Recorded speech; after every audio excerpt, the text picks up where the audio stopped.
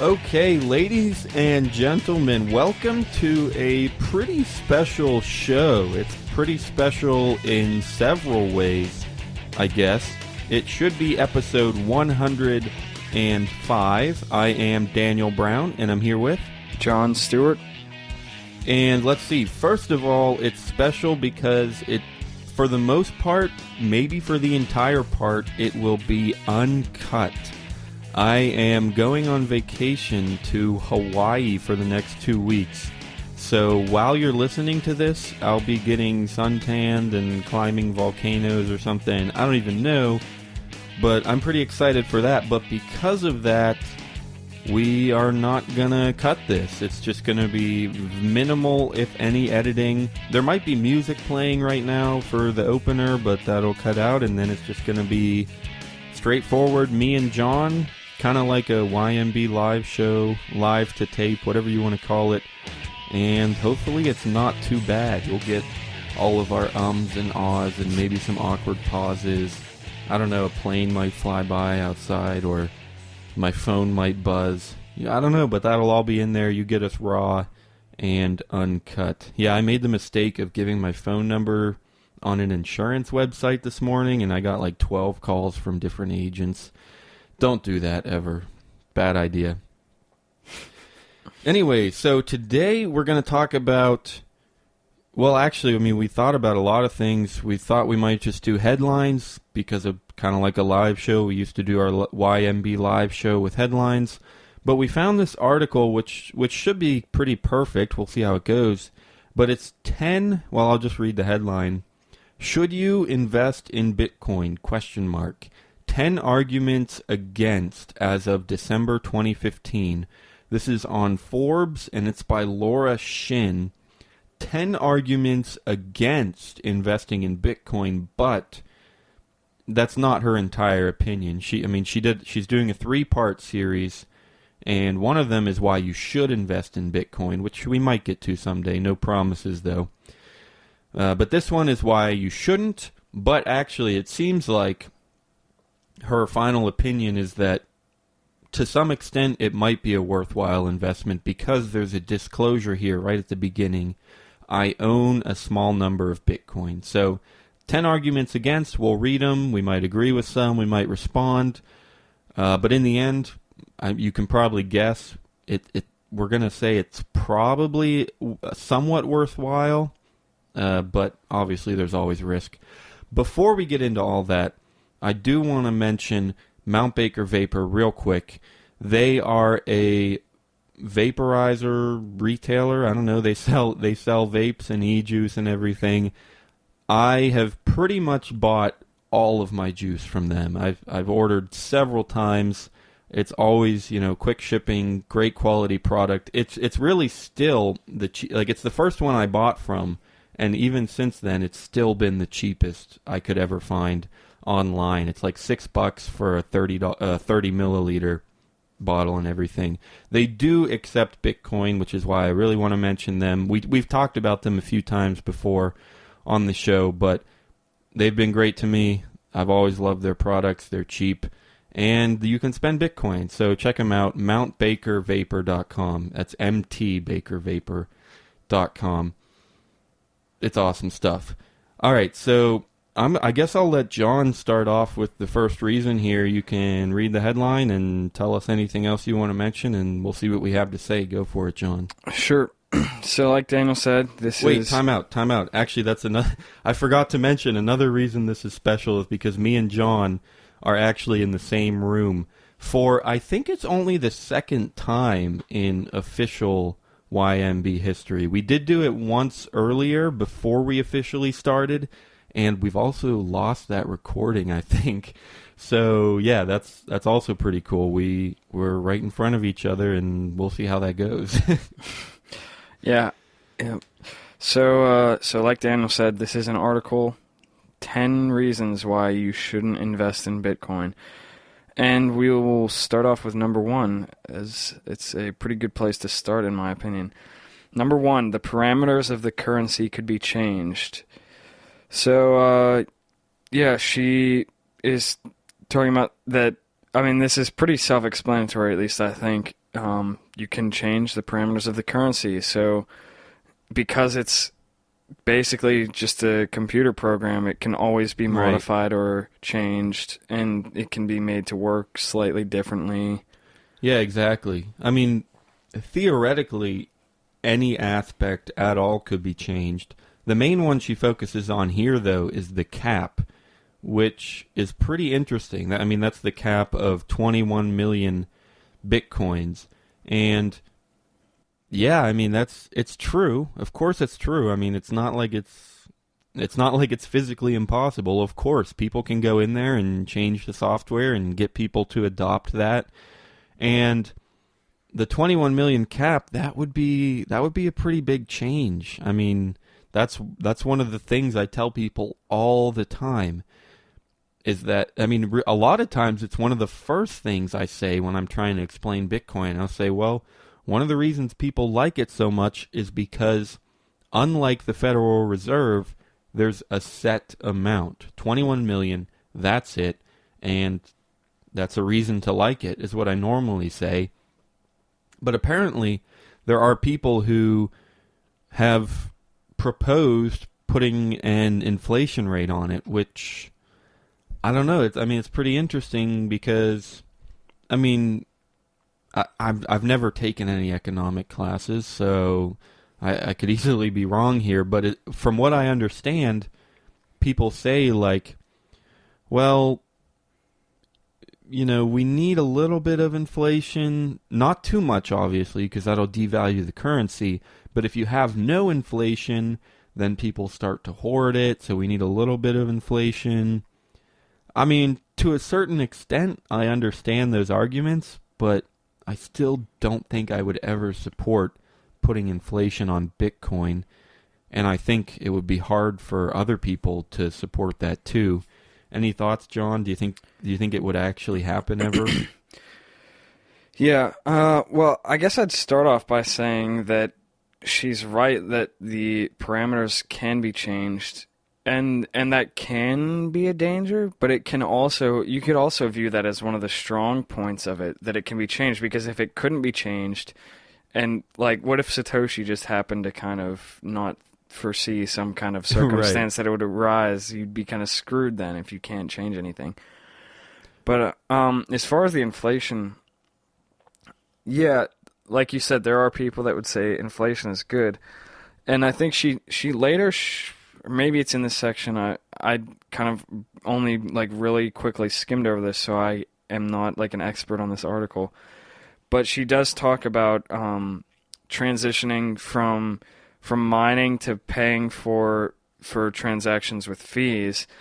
And I don't know. I mean, you could think of inflation at that point as just like a fee to keep the currency going. And then as long as you keep the inflation rate like really low, maybe it wouldn't be such a terrible thing. I don't know. Maybe that's something sacrilegious of me to say, but... No, I mean, I think I would agree that low inflation, very low, at least it shouldn't demolish the currency. I don't think it would ruin it like the Federal Reserve has with just non-stop inflation on the dollar. But I would have a tough time actually supporting it, just because, I mean, you run that risk. Well, if you put it at like what is the right number? If you put it at 0.2, then someone's going to say, oh, let's put it at 1%. And then someone's going to say, oh, let's put it at 5%. And then someone's going to say, let's put it at 50% and stimulate the economy. I mean, it's a tough thing to figure out, I would guess. And I remember saying, gosh, really, really early on in the show, that one of the reasons... Actually, I remember what it was. We interviewed the author of Wildcat Currency, Edward Castronova, and we said that, and we might have been talking about inflation. It might have been something slightly different. But regardless, we basically said, even though zero inflation could have some drawbacks, or again, maybe it wasn't inflation, but even though this could have X, Y, or Z, could have some drawbacks, at least you know what the protocol is. You know when the reward's going to have, You know when new coins are going to be made. At least you know. That's what we said. And as soon as you change something like that, I don't know, that'd be pretty disruptive. And I guess that's her point, is like, you say you should trust it for all these reasons, but then all of a sudden someone could change it. And I don't know, it's relatively a valid concern if you ask me. I mean, I'm not saying 1 to 2% inflation is a serious concern, which is what she mentions here, but the fact that things can be changed, I don't know. It's a little bit worrying, but I don't know. Yeah, I can definitely see that. And I guess just to like attack my own point that I just made about inflation basically covering the cost of transaction fees instead of having high transaction fees or higher transaction fees. I guess one problem with that is that everybody would have to incur inflation, whereas if you're doing higher transaction fees, people who make more transactions are going to pay more in fees. And I guess that's a more fair way of doing it than having universal inflation where like even people who aren't making a lot of transactions are losing value. Yep, I completely agree with that. And the fees are an important discussion, which we will get to somewhere down here. It is one of her points. So yeah, we'll definitely talk about that a lot because I think that's a really good point. But for the time being, I guess we'll jump on to number 2, which is there could be an attack on the network. Oh man, this we could easily do a whole episode about each one of these points if we wanted to. But this one, there's a lot to say about this one. And mostly she's just talking about a 51% attack. And the first thing we have to say is, okay, you're right. Theoretically, a 51% attack is a real thing. And theoretically, they could cause problems to some extent. That's debatable to what extent. But theoretically, yes, that could be an issue. So the first thing that I thought of when I read this was a speech that we heard Andreas Antonopoulos give this in D.C. last summer. I'm sure he's said other times, he's said all kinds of things just like this. But he basically was like, well, he gave a whole list of reasons, actually, and I'm sure I won't remember all of them. But he's like, well, first of all, a 51% attack is unlikely. Like, you need a ton of power, and it's hard to get that much power. And then he talked about mining pool. It was actually, I remember, yeah, because she mentioned it. Wow, she mentioned live. Well, I guess this will stay in there. She mentions it in this article about the ghash.io pool getting over 50%. And Andreas was like, well, first of all, they don't actually own all of that mining power, and people can leave at any time. And then he's like, well, even if they did own all that mining power, there's really not a ton that you could do with it. I mean, you could sort of fork the chain, you could sort of erase transactions by overwriting parts of the chain, but you couldn't really steal coins directly. You couldn't just go to the blockchain and say, oh, hey, look, I have 51% of the power, so all of these coins are now mine. Everyone has to agree, the end. You couldn't really do that. The best you could do is like buy something and then get that whatever shipped to you or whatever, and then like overwrite that transaction or something. I mean, that would be nearly impossible. But really the point there is that you don't have a ton of power. And then Andreas was like, well, even then, we would spot the issue. Like, once they got 51%, we would see it. We would do things to try and address it. People would leave the pool, whatever. And I don't know. He just kept his list going. And he's like, it's not a huge issue like some people think it is. Any thoughts, John? Yeah, I guess to me, I just want to point out like the humor in the fact that people are actually worried about other people working together for once, which I think is funny because... You mean like working together in a pool to get 51% attack? Yeah. I mean, if you're, like, at this point, if you're going to do a 51% attack, it's not going to be one person. It's going to have to be a bunch of people. And if you're going to try to, whatever, steal coins or double spend or whatever, how many people are you going to have to get to agree with you and want to do the same thing? And like, the people, do you really trust the people who are going to help you who are doing that to actually, like, Right. work with you and not just end up, like, stabbing you in the back or whatever? I don't know. I have little faith in humanity, and the fact that people are worried about a bunch of people actually working together is kind of funny. Yeah, I mean, another thing is that theoretically you wouldn't have to work together. She says, or maybe she quotes someone who says that you would have to invest up to $400 million in order to get that much power. Although another avenue that I don't see mentioned here is just kind of some underhanded manipulation. Like some people have theorized about the 21 Bitcoin computer, where they're only selling these to get a bunch of stuff out there that they control and to get them 51% and centralize the mining and stuff. So, I mean, theoretically, people might not have to work together, but I know what you're saying, like, that it would be hard to just invest $400 million into an attack like this. It would be hard for a company like 21 to succeed in actually manipulating people that much. And so you're right. They would have to work together to some extent, and you're right.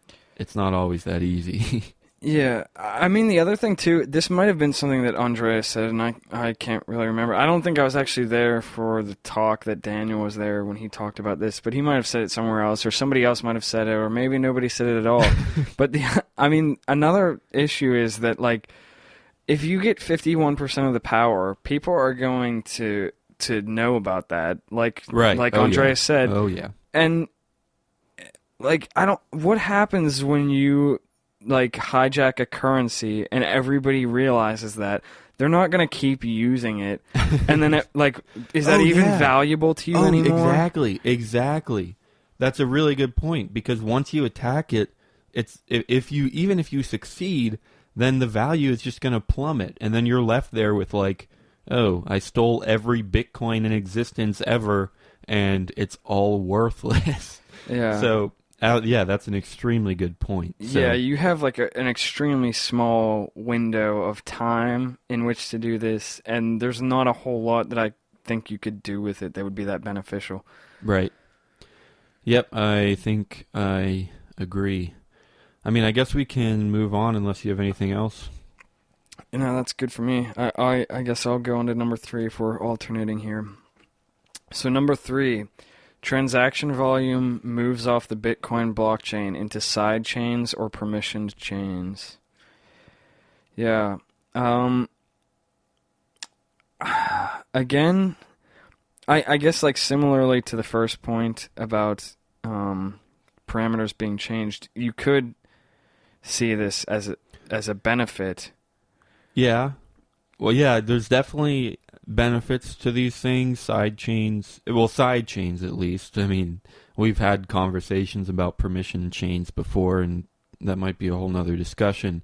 But the fact that you can kind of add layers on top of Bitcoin or beside Bitcoin, those, I think, have benefits.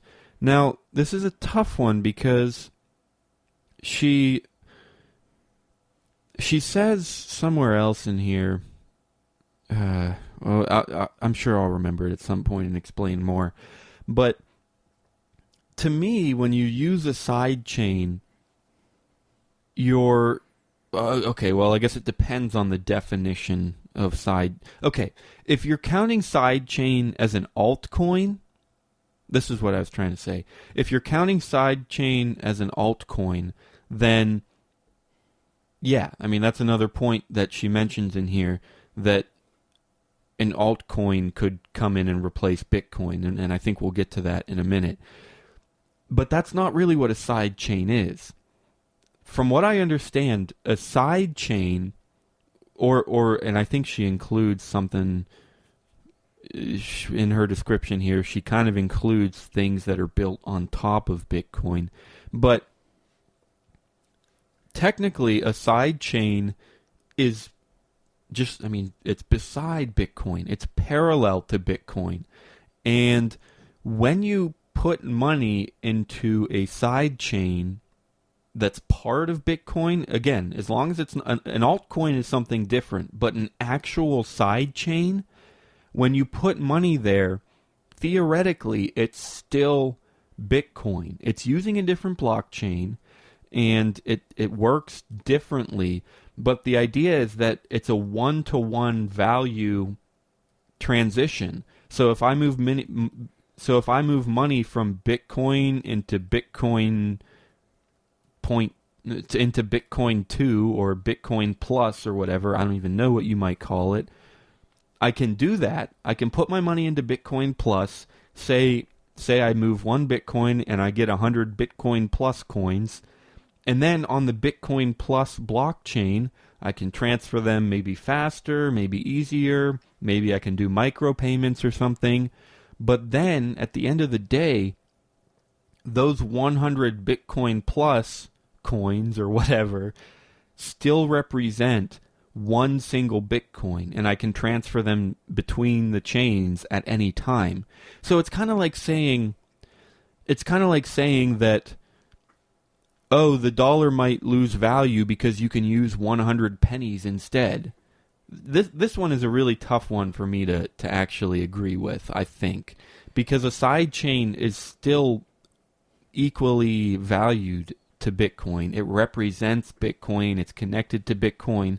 Again, as long as it's not an altcoin, which is completely different, but an actual side chain, I don't know. It seems like it's in terms of value, it still represents Bitcoin. And if anything, it adds value because the side chain should have additional functionality, more efficiency, something like that. It was kind of a long explanation. Am I making any sense, John? Yeah, I think that makes plenty of sense. I don't really have a whole lot to add. Yeah. And again, I don't know how she's really defining side chains. She basically says some developments could move at least some of that transaction volume off of the main Bitcoin blockchain and into so-called side chains, in which many transactions of Bitcoin or other assets are tracked on a separate blockchain maintained not by anonymous miners, but by a group of entities who agree to run it, and then batched into one transaction that is validated periodically on the main Bitcoin blockchain. To me, that sounds like the Lightning Network, which, again, I don't even know if that's technically a side chain, but yeah, it's just different networks that connect to Bitcoin and kind of augment it. And again, to me, it's just kind of parallel. You know, a side chain is Bitcoin. It represents Bitcoin. And if you put money onto a side chain, or if you transfer money with the Lightning Network or something, it's still Bitcoin. It's still Bitcoin. So anyway, yeah, I guess we will jump on to number 4. The system does not successfully transition from being subsidized by the block reward to being paid for by transaction fees. That is a really interesting one, and it's funny. I think I mentioned this while we were recording just now. There was a recording that we did unofficially before we even started the actual YMB podcast, and that audio has since been lost. But I remember we were sitting right here in this same room, and I was sitting where I am right now. And in that recording, we had a whole conversation about the future of Bitcoin mining. And we mentioned how, like, someday the idea is that the transaction fees will replace the block reward. And we were talking about how that might happen and who might be mining at the time. Would everyone have a miner? And a lot of things like that. Anyway, the point is, I think I think I kind of agree with her that it's going to be a tough transition because it's true, right? Right now, things are subsidized. But in the end, people are going to have to pay for their transactions.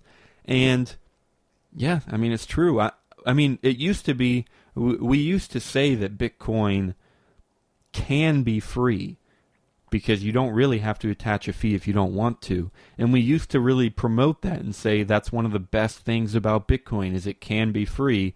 And that's really, I don't know if that's the best way to do it, because eventually I think it might have even been on the show, we're like, well, yeah, it can be free, sure, but really somebody has to pay. I mean, somebody has to be putting the effort in, the miners, or I mean, yeah, the block reward subsidizes it now, but in the end, we're going to have to be paying. And it might be that that's still something that we're guilty of, or a similar thing that we're guilty of is that we say it's super low cost. You can transfer money for pennies across any borders. But, I mean, after the block reward diminishes, is that still going to be true? Will the fees go up?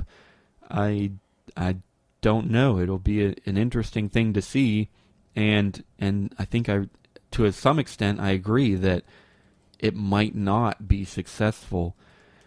I don't know. Is that?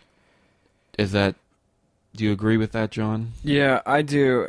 That's, to me, I think the debate over that kind of stuff, like the reward and the incentive for mining, I think that is probably the most distressing thing about it, about like everything about Bitcoin. That's like, that's the only argument that has ever like really scared me a little bit, I guess.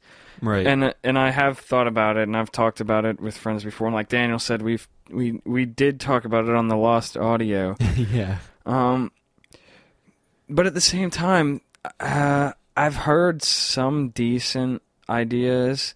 I mean, maybe we even came up with someone at the time, but from what I understood about like the 21 computers, their whole like goal is to get mining chips into everything, like, and we've seen those mining light bulbs and stuff, stupid stuff like that. Yeah. But I mean, I guess that's the hope, that eventually mining will become something that we figure out how to really streamline and like integrate into everything. Right. It can be streamlined, and to me, one of the biggest things is like, eventually, you're just going to become your own miner. Might be a little bit, but yeah, just with the 21 or on your phone, you're going to do a little bit of mining on your own, just because everything might become a miner. And I mean, this is all theoretical, but yeah, if you're doing mining on your phone and on your PC and maybe even in your light bulbs,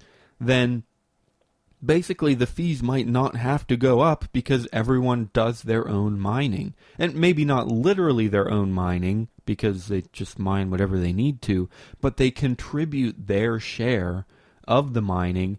And so, yeah, okay, that there's going to be a fee there because I need to power my phone, I need to power my PC, but that shouldn't be a ton, and it should be a cost that I'm willing to pay because I like Bitcoin and I want my transactions to go through, so I'm going to contribute my share, and if I need to add a little bit of a fee, I might do that. And that really comes down to another thing, which is just the free market. If Bitcoin is useful, then it should have a cost. I mean, we don't like to think about that. We love free stuff, of course. But hey, if they're giving you a service, the miners, then you're going to have to pay a little bit for it, and hopefully it's as low as possible, but you know, if you pay it, then awesome. Then you get a fast, cheap transaction and efficient and secure, and there we go. We just bought a really useful service. And if you're able to run your own miner, then you should get a little bit of that back over time, kind of as things average out. So yeah. I mean, it is something that people don't like to think about, but it's true. Like you can't you can't get everything for free. I I mean, know. as much as we all would like to, and this is becoming a bigger and bigger issue all the time with ads and people using ad block and stuff. In fact, this very article, Daniel sent it to me and I tried to get on Right. and it wouldn't let me look at the article because I was running an ad blocker and I had to Yeah. I had to turn it off to Yeah. access the content. And like, I have an ad blocker. I obviously like enjoy having an ad blocker and I like it, but at the same time I do realize that maybe everyone using ad blocker will turn out to be not the best thing in the future when every single site has a paywall on it and you can't look at anything without paying. Right. There's, I don't know, I guess like it was, the internet and all this stuff was too much good at once, and now we're going to have some growing pains or consequences. Right. Yeah, I wonder if anyone will ever come up with a way to implement advertising in Bitcoin mining. Oh, Like, oh man. you can pay, and then if for every transaction that you process pops up a message on the wallet or on the blockchain or something, and that's how the advertisers get noticed. I don't know, but it's an interesting idea. Yeah, I remember people saying something. This might have been with rumors about Microsoft making Windows free, but I think I remember people saying that like in the future Microsoft was going to offer like free versions of Windows that had built-in ads. Oh man. But I don't know whether that's true or not. Yeah, or anything, well, but yeah. I mean, I think we'll have at least one ad in this episode, so it's something that's out there, and it's we've had this conversation a lot, so we don't need to get into it. But yeah, it's something we deal with and something we have to do now sometimes. So, are you tired of Bitcoin dice and ready for something different? Try Lucky Bit, the original falling coin game, at luckybit. It's the most exciting Bitcoin game on the web. You can bet on 5 different payout lines and win up to 999 times your bet. You can even use their faucet to get some free Bitcoin. Dice is boring. Play different at Lucky Bit. Check it out at luckybit. Anyway, all right, should we hit number 5? Sounds good. This will be mine, is it not? Or is it yours? I think so. Okay, the Chinese firewall or another internet issue causes the global Bitcoin network to be split for a few days. So, this is probably, I think this is like the shortest point she has on here. We could almost read the whole thing. I'm not going to, but something about Chinese miners being disconnected from the Bitcoin network for a few days, and then basically it ends up being like a fork where there's no real reason that either side of the fork is more legitimate than the other side. They just are split. Right. And it would be just a really big hassle and hard to merge them again, I guess. Yeah. Yeah, I mean, I think this is, again, it's another thing that theoretically, yeah, of course, this could happen. And if, it's a possibility. Is it deadly? I don't think so. I mean, even if it did happen and it forked for like 3 days or something, then one of the chains got overwritten or something, yeah, it would be a hassle, just like you said, John. Would it be deadly? I don't think so. I mean, people would be like, well, that sucks, but Bitcoin is still pretty cool and still pretty helpful. So, I mean, yeah, it would hurt, but I don't think it would ruin everything. Yeah, I mean, the other thing, too, is that I guess the issue is that if the Chinese people get blocked off from the rest of the network, then the Chinese miners will continue mining transactions from China. Well, why won't they just stop for a few days until it gets figured out? I mean, I'm not saying that they would, but if something that serious happened, okay, I feel like people would take some right. precautions to make it. I don't know. Like, I feel like they wouldn't be just like, oh, let's just keep doing this. Nothing's wrong. Yeah, I know exactly what you mean. And I don't think it would be the miners who are like, oh, I'll just pause from mining because they want to try and profit. They want to just keep going and see what they can do. I think what it would be is the users. Yeah. As soon as it's forked, even for like 3 blocks, they're going to be like, okay, guys, let's not make any transactions for a while. We got to figure this out, because if we make a transaction, it might get overwritten. And I think that would be the biggest thing, is like the users who are just like, okay, time out, guys, let's figure this out. Yeah, I guess I misspoke when I said the miners. I just meant like people in general. Because, I mean, what happened that last time when there was that, like, what was it, like an unverified block or something recently? Yeah, it was something about version number, like block versions. And you're exactly right. I mean, for a few days, they just had a bunch of messages on the forums and everything, and everyone's just like, okay, guys, make sure you wait for like 30 confirmations because we're trying to figure this out right now. And yeah, I mean, it's annoying, but people would notice it, and just be careful. And that was like that was a pretty big thing. Like, I feel like everybody knew about it, and that was a way smaller issue than this would be. Right. Like, if this happened, there's no way that people would be like, oh, let's just keep on going. There's nothing wrong. Yeah, absolutely. But another point worth making here, though, is just about the fact that the government does have influence. And we've said this several times. I actually kind of remember it might have been in that lost audio recording. Maybe it's just because we've already been talking about it.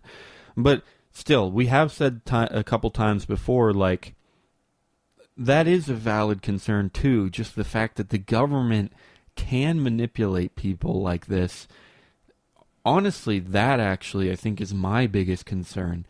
Because it's annoying as hell, but I do remember, because I listened a few days ago to episode 12, I think, because someone left a comment on it, and I'm like, oh, that's pretty cool. Maybe I should re-listen to this and just see how it went. We had Robert and Michael from CoinStacks, a gold and silver dealer, which I don't think exists anymore. But anyway, the quote that I think I said was like, crap, now it's gone. Wow. Anyway, point is, the government does have it. The quote was, they get us to fork over our money every April. Fork over tons of money every April during tax season. That's what I said in that episode. And yeah, that is kind of scary. If the government has that much influence and power, even if it's backed by force, it's completely illegitimate, but they can get us to do a crap ton of shit. And so that's the idea that China could put up a firewall and the U.S. could make it illegal, and this will come up in a few other points. But I will say that kind of thing does worry me. Yeah, crap ton of shit. That's a good saying. But yeah, it's funny that you say that, because I was thinking that, and I was like, yeah, she's right.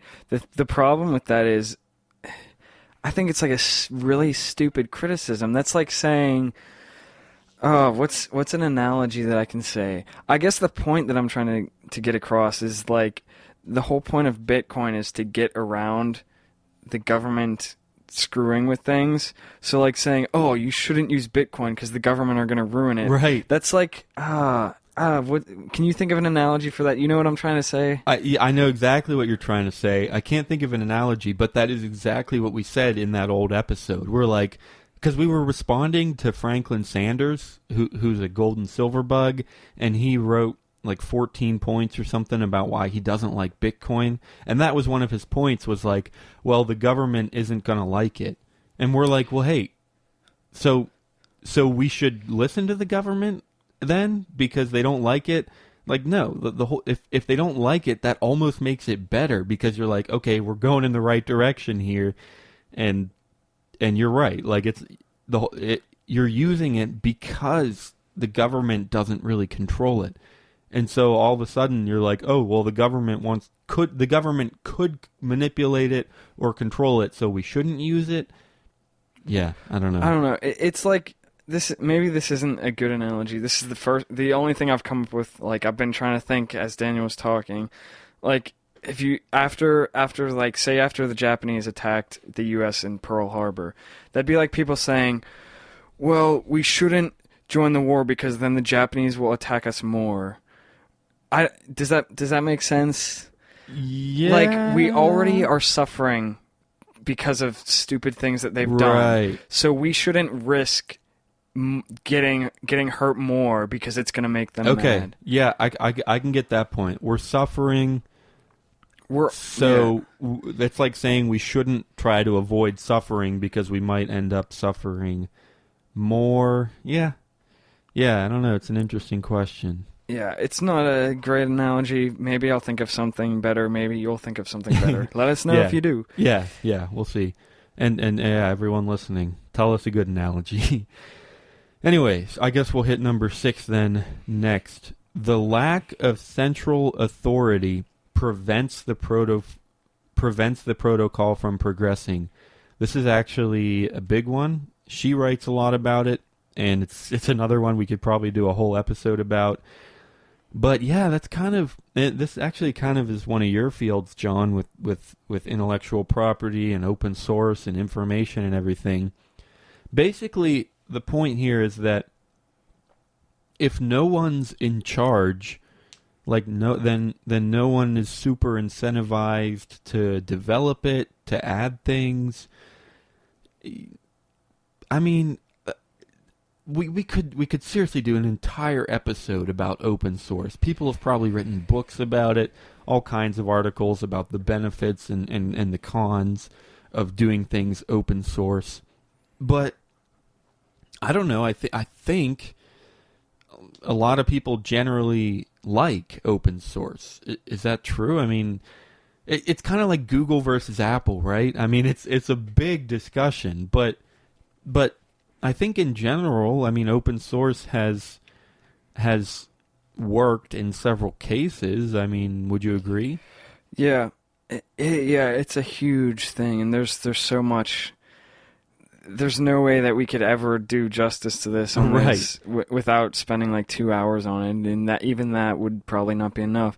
But I mean, there is I've used like Open Office and stuff like that, and there's people who are tons of people who are super, super into open source, and that's like their religion almost. Right. And I tend to like it a lot, but at the same time, I guess the thing with open source is I've never heard anybody complain about open source. The only thing I've heard is that some people prefer other things. So a lot of people prefer to use Photoshop instead of GIMP or something like that because they just think it's a little bit cleaner, it works a little bit better. GIMP might be like a little clunky or hard to learn at first or something. Right. But I've never heard somebody be like, open source is evil. And I guess that's the thing with this.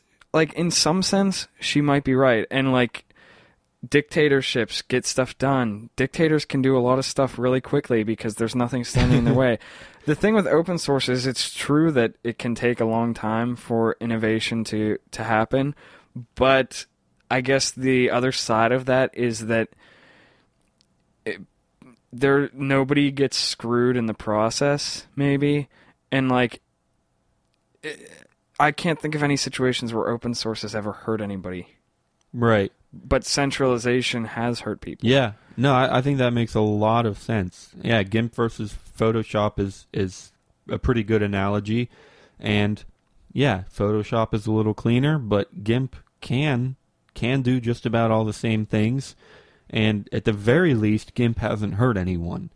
And Linux hasn't hurt anyone or whatever. So, yeah, that's a pretty decent point, I think. I will read one of the quotes here that I really like, because I think this actually does make sense.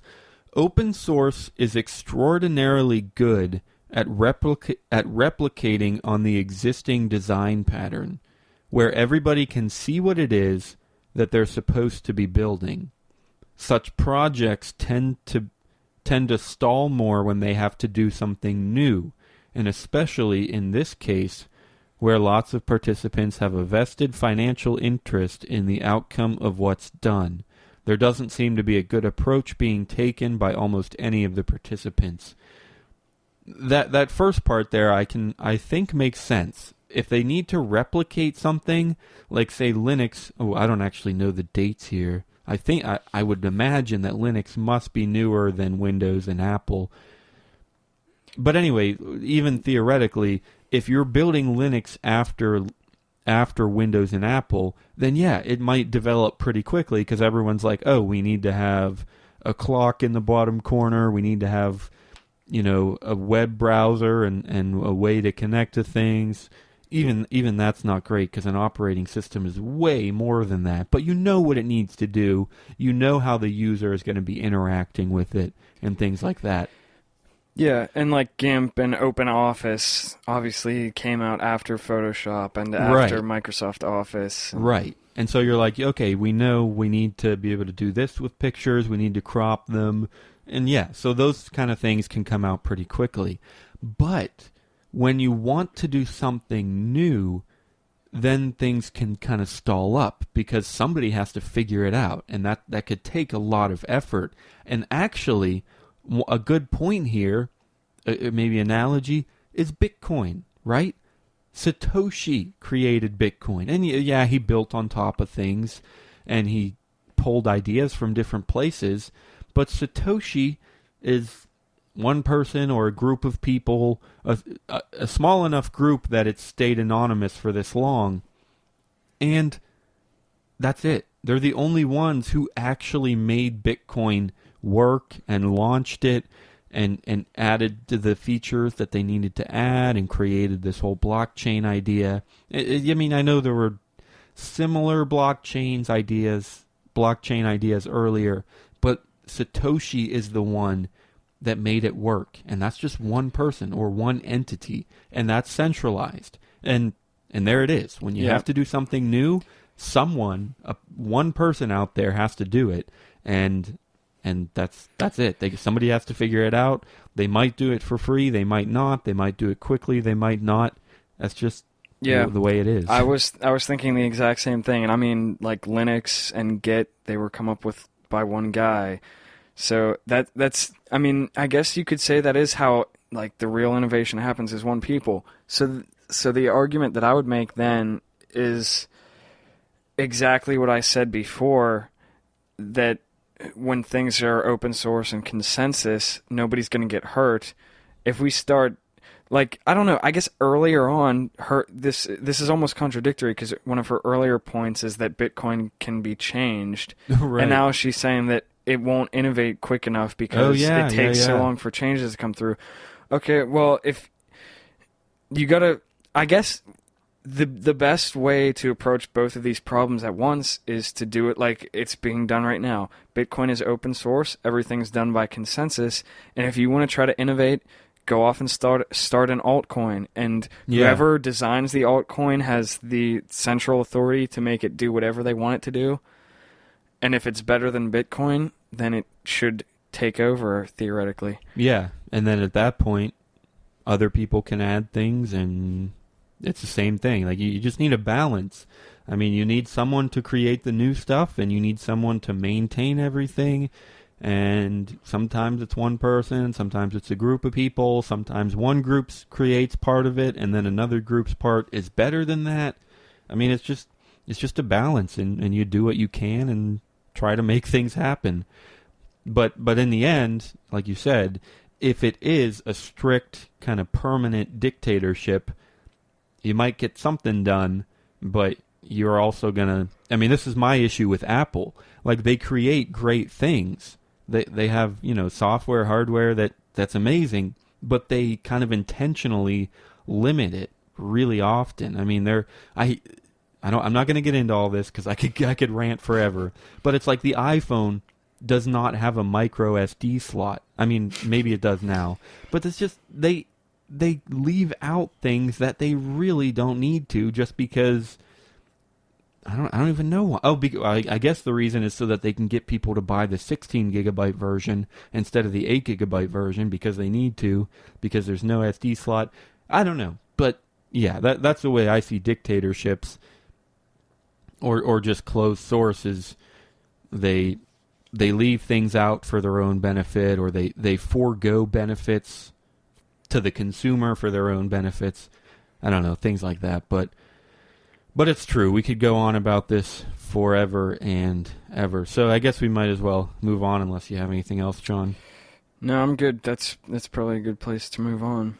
7? That would be I mine. think 7's yours, yep. Yeah, I think I'm on the odds here. I'm starting to get hip to this. A competing protocol could overtake it. And this is, I guess the transition works pretty well from what I was just saying about altcoins. Yeah. I think that's probably... like I was saying, if you combine those 2 points that she was making, that, well, Bitcoin's parameters can be changed, and it takes a long time to change because it's consensus-based, this should be a good thing, in my opinion, that if somebody comes up with something better without having to go through the whole consensus process, and that allows them to innovate more than they would have if they were just working through Bitcoin, like, isn't that a good thing? Right. Yeah, there's really might not be a ton to say here because we already kind of hit on altcoins. And this is also something I remember from that really old episode. Again, I think it was 12 with Rob Michael from CoinStacks.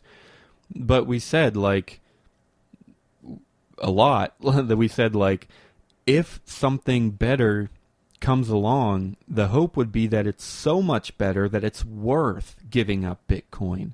And in that case, it's really like the free market, where when you make a trade, it's supposed to be valuable for both sides. So if really far down the line, if I'm going to trade from or transition from Bitcoin into a competing protocol, if I'm willing to do that, if I'm willing to make that trade, I mean, it really would be a trade because I'm giving up one currency for another currency. I mean, unless Bitcoin just goes to zero, in which case I'm starting the new currency.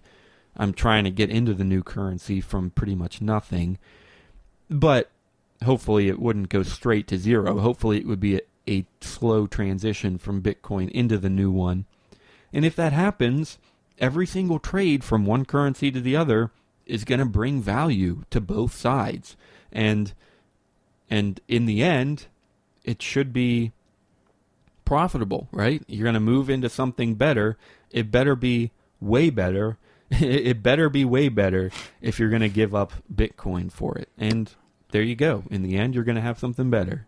Yeah, and I think that's like consistent with how we've always talked about altcoins since the very beginning of the show.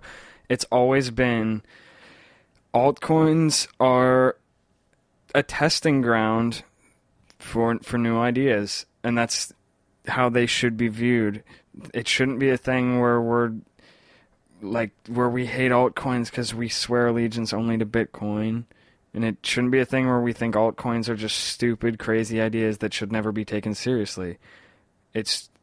They're a testing ground. Yeah, absolutely. Yeah, I agree. We've said that several times. Nice. I think then I'll hit number 8 then. World events prompt a crackdown. Actually, there might not be a ton to say here either because it's kind of like the government thing that I mentioned, where by crackdown she means like legally, I think. Well, I mean, she mentions social issues, terrorism. Actually, she's quoting someone. But, yeah, referencing the attacks on Paris. But anyway, any of that stuff, the crackdown would have to be done by a government. That's what a crackdown is. And, yeah, I mean, it's the same kind of thing. Well, maybe they'll crack down, but one of the reasons we're using Bitcoin is because we're trying to avoid force and control by the government. And so I'm not going to stop doing it just because they might force me to stop doing it. I mean, yeah, I mean, that really might be it. Anything else? No, I think I talked about it enough earlier to move on. Nice. Actually, number 9's pretty similar, but I'll let you take it. Number 9.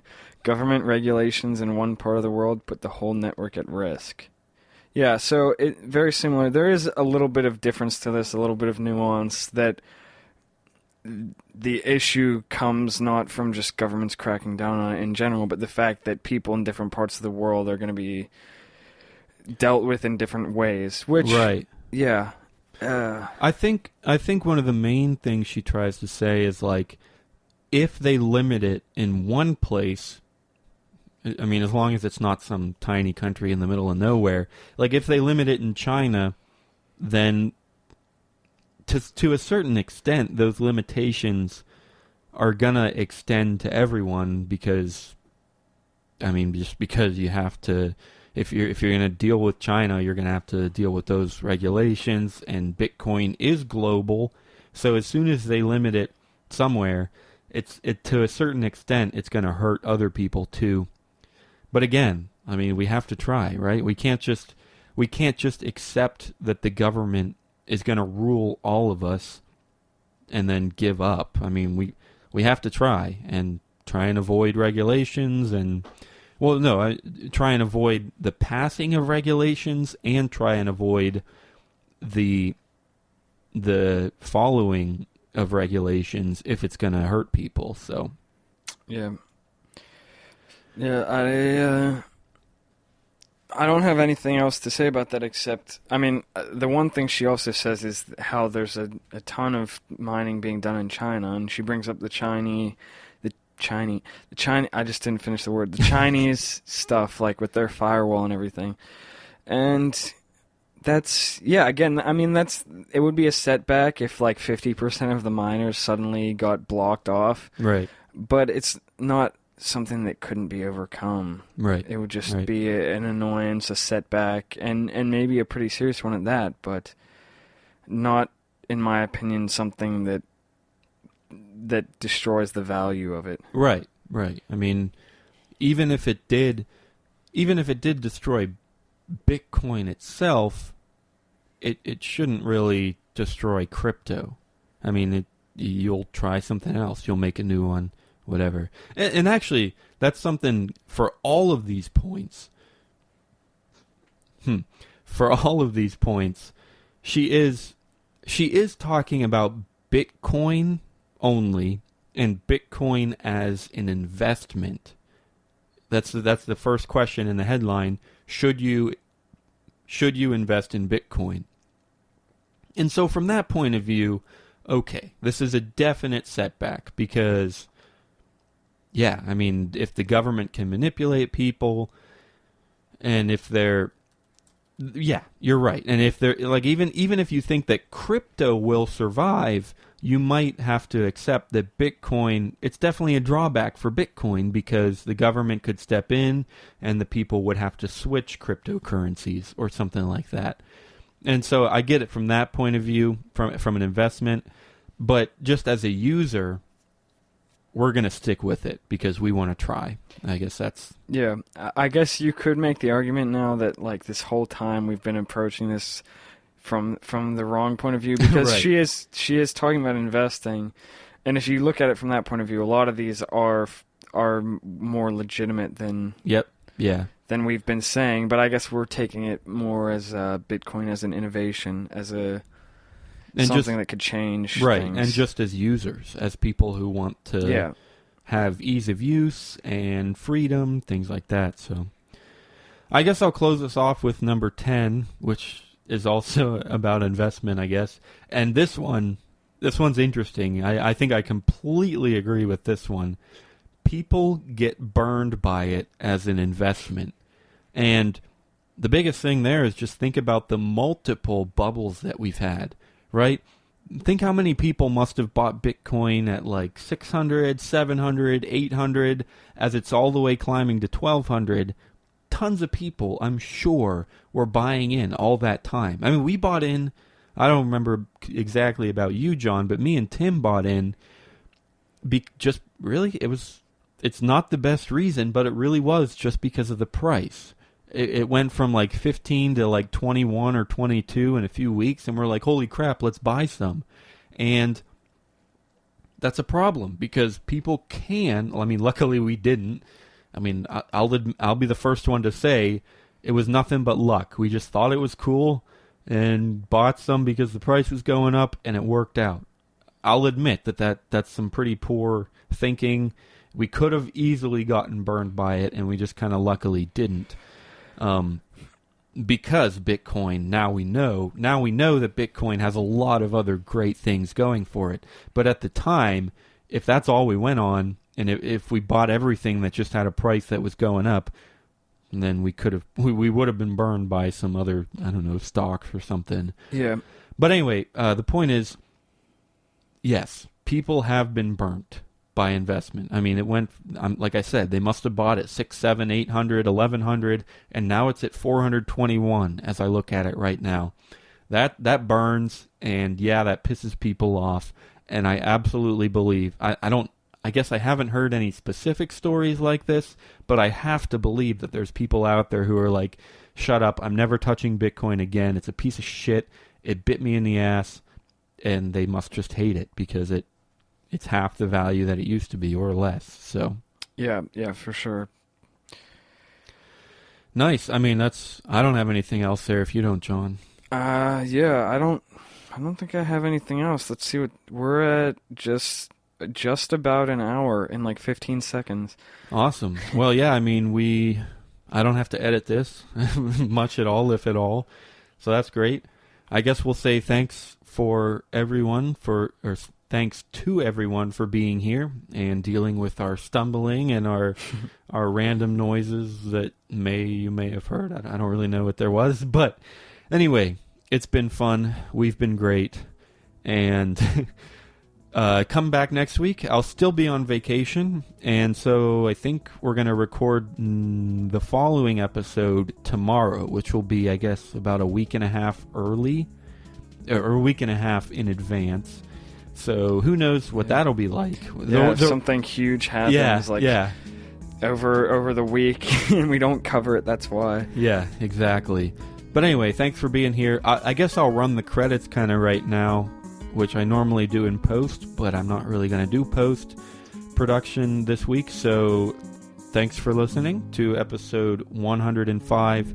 All of the music in today's show, which I think there will be music at the beginning and end, and in the commercials and everything, all of that was from John Stuart. So thanks, John, for all of that. Get to our website, youmeandbtc.com. Find the show notes, find the links to our sponsors or anyone else, some donation addresses. Check out everything there.